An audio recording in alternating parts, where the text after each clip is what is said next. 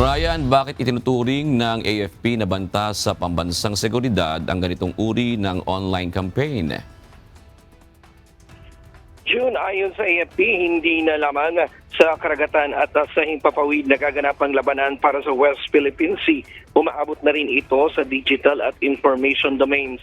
Ipinaliwanag ni AFP spokesperson for the West Philippine Sea, retired Rear Admiral Roy Vincent Trinidad, na ginagamit umano ang Foreign Malign Influence o FMI sa pamamagitan ng mga organisadong online proxy accounts, mapanlinlang na media outlets at psychological manipulation.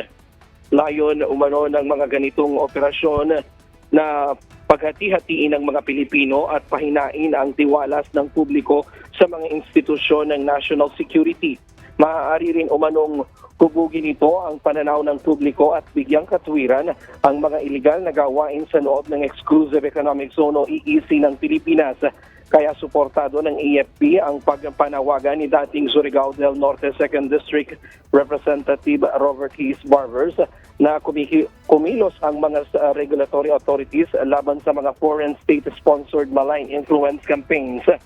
Ang pahayag ng AFP ay lumabas sa gitna ng palitan ng pahayag sa pagitan ng Chinese Embassy at ilang opisyal ng Pilipinas kabilang sina Defense Secretary Gilberto Chodoro Jr.